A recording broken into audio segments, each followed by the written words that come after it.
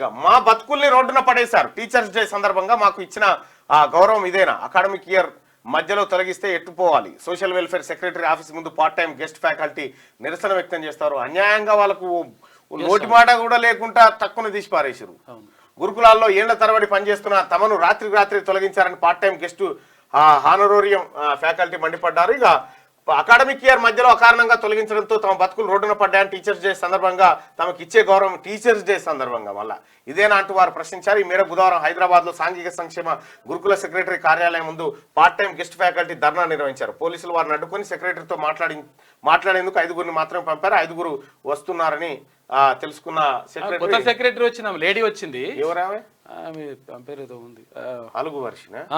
అవును, ఆమె ఫోన్ అలుగు వర్షిని గారిని ముఖ్యమంత్రి గారు ఆమె సెట్ గా గ్రంథాలయం దాంట్లో వారేరి ఎందుకున్నదో ఏం అర్థం కాదు. నేను ఎమ్మెల్సీని ఎన్నిసార్లు ఫోన్ చేయాలమ్మా నీకు?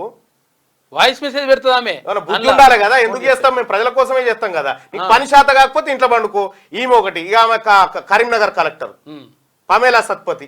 ఆమె ఎవరికి ఫోన్ ఎత్తేది లేదు, ఏం చేసేది లేదు. ఆడ ఎందుకు చేస్తారమ్మా? మీరు శాత కాకపోతే రిజైన్ చేసి ఇంట్లో పండుకోరు అంతే.